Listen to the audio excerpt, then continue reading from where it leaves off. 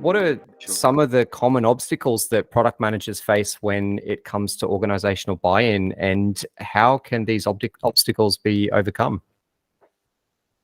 Yeah, sure. So I think in general, one of the ones that I've seen more and more as time's gone on is especially now, given that the current financial situation, is a lot of it, this mix between, whether people are in waterfall projects or agile projects, or what's becoming more popular is the wagile kind of style, where people have a waterfall funding and financing, but they want agile execution.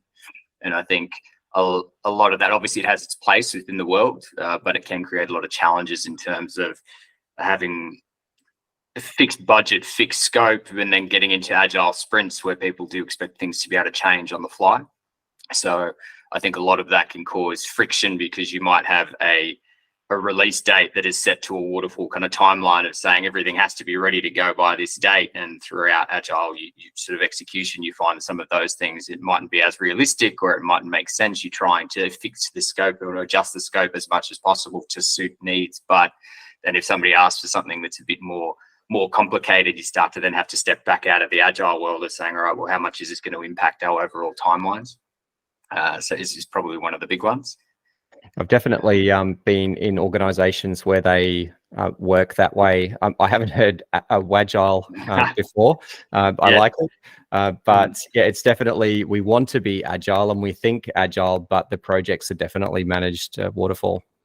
Yeah, absolutely. And especially as you sort of in bigger and bigger industries, and again, but given a lot of the sort of state of the market at the moment, that you can understand sort of the pressures from departments and, financing to say, all right, well, what are we going to get for this, millions of dollars, even smaller startups of, hundreds of thousands, and having that sort of commitment and, what would you call a previous pure agile kind of experience to be able to just say, well, actually, you'll get what you want as we describe along the way. It isn't always as comforting for people as you might think. They go, well, hold on, I've just sunk X amount of dollars and I don't know what I'm getting yet. So trying to get that kind of buy-in at all levels can be challenging for sure. Yeah, and people definitely don't want to change either.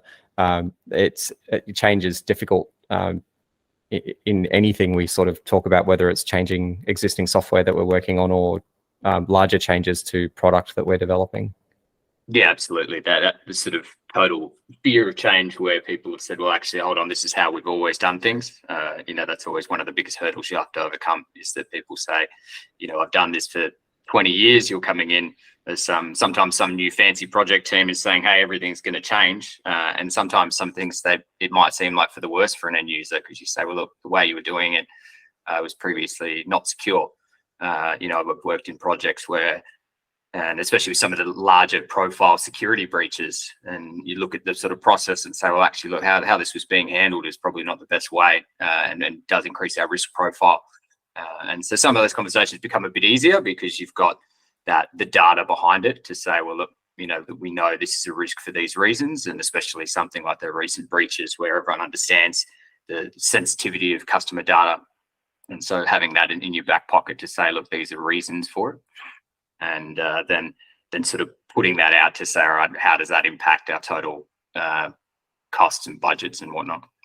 Yeah, I guess speaking of budgets, is there, I guess, pressure coming up from the sales side of things? So if you have a sales team that are going in a specific direction because, they're, I guess, at the coalface and they're speaking to prospects and customers, but you're looking to take things in a completely different direction, even though you've got the data to back it up, is there pressure from that angle as well?